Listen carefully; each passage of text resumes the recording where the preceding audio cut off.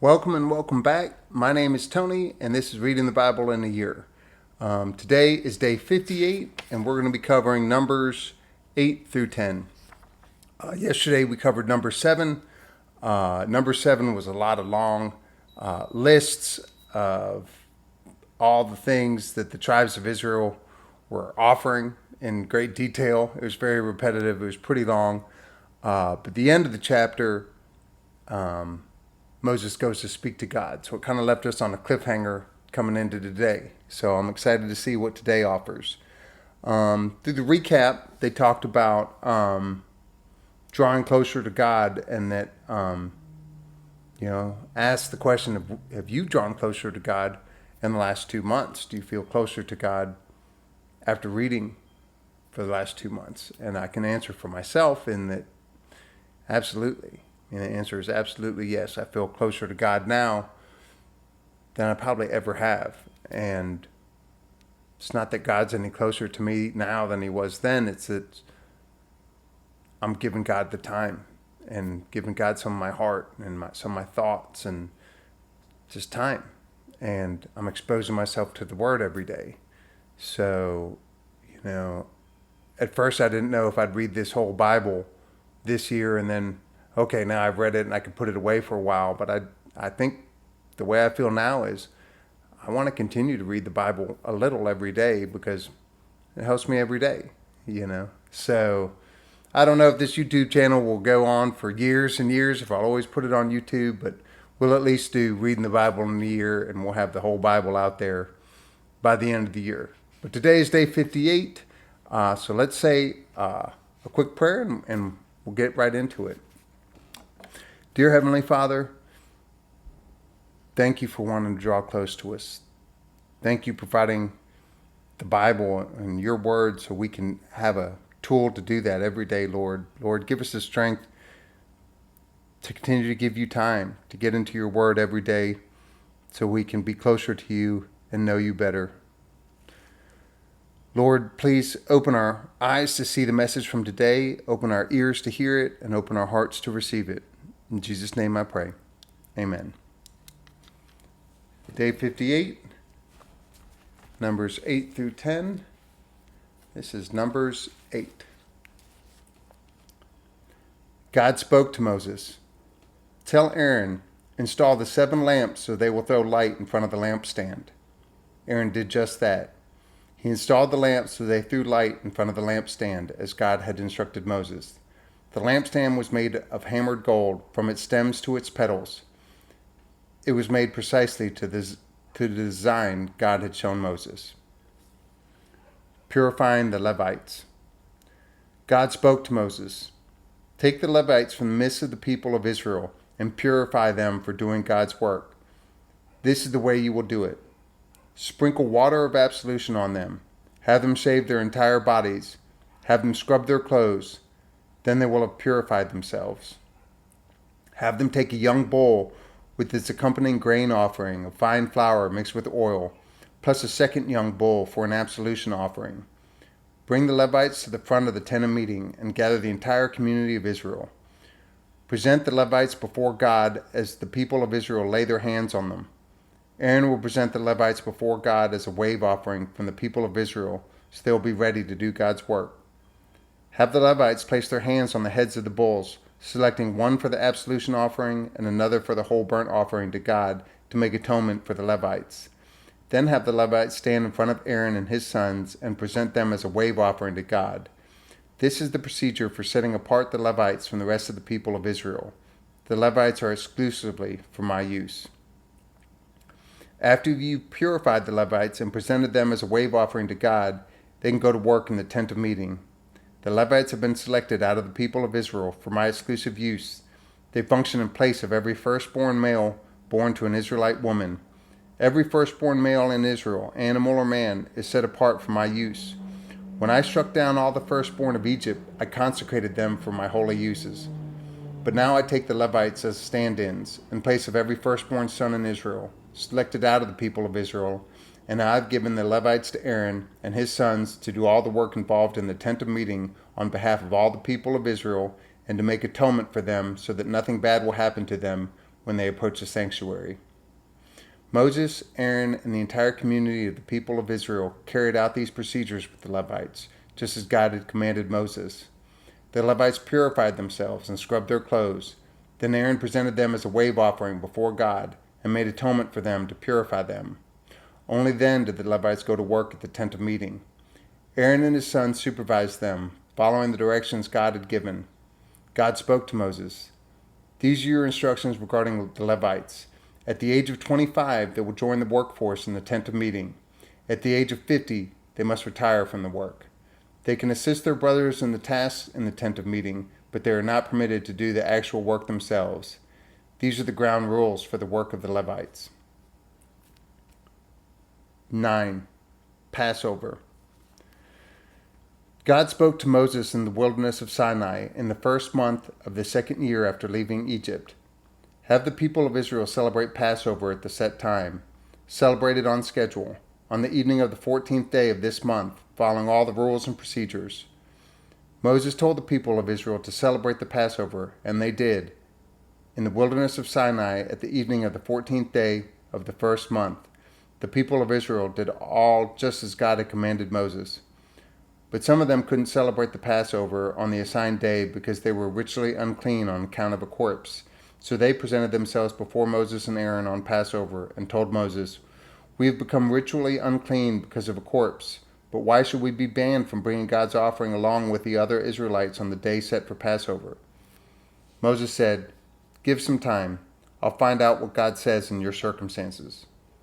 God spoke to Moses. Tell the people of Israel, if one or another of you is ritually unclean because of a corpse, or you happen to be off on a long trip, you may still celebrate God's Passover, but celebrate it on the 14th day of the second month at evening. Eat the lamb together with unraised bread and bitter herbs. Don't leave any of it until morning. Don't break any of its bones. Follow all the procedures. But a man who is ritually clean and is not off on a trip and still fails to celebrate the Passover must be cut off from his people because he did not present God's offering at the set time. That man will pay for his sin. Any foreigner living among you who wants to celebrate God's Passover is welcome to do it, but he must follow all the rules and procedures. The same procedures go for both foreigner and native born. The cloud. The day the dwelling was set up, the cloud covered the dwelling of the tent of testimony. From sunset until daybreak, it was over the dwelling. It looked like fire. It was like that all the time, the cloud over the dwelling, and at night, looking like fire. When the cloud lifted above the tent, the people of Israel marched out, and when the cloud descended, the people camped. The people of Israel marched at God's command, and they camped at his command. As long as the cloud was over the dwelling, they camped. Even when the cloud hovered over the dwelling for many days, they honored God's command and wouldn't march. They stayed in camp, obedience to God's command, as long as the cloud was over the dwelling. But the moment God issued orders, they marched. If the cloud stayed only from sunset to daybreak and then lifted at daybreak, they marched. Night or day, it made no difference. When the cloud lifted, they marched. It made no difference whether the cloud hovered over the dwelling for 2 days, or a month, or a year. As long as the cloud was there, they were there. And when the cloud went up, they got up and marched. They camped at God's command, and they marched at God's command. They lived obediently by God's orders as delivered by Moses. 10. The 2 bugles. God spoke to Moses, "Make 2 bugles of hammered silver. Use them to call the congregation together and give marching orders to the camps. When you blow them, the whole community will meet you at the entrance of the tent of meeting. When a bugle gives a single, short blast, that's the signal for the leaders, the heads of the clans, to assemble. When it gives a long blast, that's the signal to march. At the first blast, the tribes who were camped on the east set out. At the second blast, the camps on the south set out. The long blasts are the signals to march. The bugle call that gathers the assembly is different from the signal to march. The sons of Aaron, the priests, are in charge of blowing the bugles. It's their assigned duty down through the generations. When you go to war against an aggressor, blow a long blast on the bugle so that God will notice you and deliver you from your enemies. Also, at times of celebration, At the appointed feasts and new moon festivals, blow the bugles over your whole burnt offerings and peace offerings. They will keep your attention on God. I am God, your God. The march from Sinai to Paran. In the second year, on the 20th day of the second month, the cloud went up from over the dwelling of the testimony. At that, the people of Israel set out on their travels from the wilderness of Sinai until the cloud finally settled in the wilderness of Paran. They began their march at the command of God through Moses. The flag of the camp of Judah led the way, rank after rank, under the command of Nahshon, son of Amminadab. Nethanel, son of Zuar, commanded the forces of the tribe of Issachar, and Eliab, son of Helon, commanded the forces of the tribe of Zebulun. As soon as the dwelling was taken down, the Gershites and the Merarites set out, carrying the dwelling. The flag of the camp of Reuben was next, with Eleazar, son of Shooter, in command. Shelumiel, son of Zurishaddai, commanded the forces of the tribe of Simeon. Elisaph, son of Duel, commanded the forces of the tribe of Gad. Then the Kohathites left, carrying the holy things. By the time they arrived, the dwelling would be set up. The flag of the tribe of Ephraim moved out next, commanded by Elishama, son of Ammihud. Gamaliel, son of Pedazur, commanded the forces of the tribe of Manasseh. Abidan, son of Gideoni, commanded the forces of the tribe of Benjamin. Finally, under the flag of the tribe of Dan, the rear guard of all the camps marched out with Ahiezer, son of Ammishaddai, in command. Pagiel, son of Ochran, commanded the forces of the tribe of Asher. Ahira, son of Enan, commanded the forces of the tribe of Naphtali. These were the marching units of the people of Israel. They were on their way. Moses said to his brother-in-law, Hobab, son of Reuel, the Midianite, Moses, father-in-law, we're marching to the place about which God promised. I'll give it to you. Come with us. We'll treat you well. God has promised good things for Israel. But Hobab said, I'm not coming. I'm going back to my own country, to my own family. Moses countered, Don't leave us. You know all the best places to camp in the wilderness. We need your eyes. If you come with us, we'll make sure that you share in all the good things God will do for us. And so off they marched. From the mountain of God, they marched 3 days with the chest of the covenant of God in the lead to scout out a campsite. The cloud of God was above them by day when they marched from the camp. With the chest leading the way, Moses would say, Get up, God, put down your enemies, chase those who hate you to the hills. And when the chest was set down, he would say, Rest with us, God. Stay with the many, many thousands of Israel. Recap, Day 58, Numbers 8 through 10. Today, God gives Moses orders to purify the Levites. Their position of leadership requires them to undergo an even more thorough cleansing process than the people undergo. God reiterates his plan for the Levites and their position as his firstborn among Israel. Who is also his firstborn? So they're the firstborn of the firstborn. The people put their hands on them, which is usually what they do to an animal before sacrificing it. They're symbolically offering the Levites up as something they're giving back to God. This symbol is repeated, but in a different way, when the Levites are given as a wave offering. Whatever item is waved in a wave offering always belongs to God afterward. We're a year past Egyptian slavery, which means it's time to celebrate the Passover. God gives instructions about it, requiring everyone to participate, but also requiring everyone to be clean in order to participate. A few guys aren't clean, so they're frustrated with God that they can't celebrate the anniversary of his rescue. They talk to Moses about it. Moses talks to God about it, and God says, You can celebrate it, you just have to wait a month. There are big consequences, possibly death or excommunication, if you opt out of the celebration altogether, because you can imagine what that might reveal about your heart towards God. God even opens up this celebration to the outsiders living among them, including the Egyptians who fled with them. God is so welcoming and hospitable. They celebrate the second Passover in the wilderness of Sinai. Then they begin a new season in their lives as God's people, moving through the wilderness. They're on their way to Canaan, the promised land. By most estimates, it's roughly an 11-day journey from Egypt to Canaan. So why have they already been out there for a year? Have you heard someone say the Israelites were lost in the wilderness? They aren't lost at all. They're following God. Guided by his pillar of fire and cloud, they camp where God camps, stay as long as God stays, and follow God wherever he leads them next.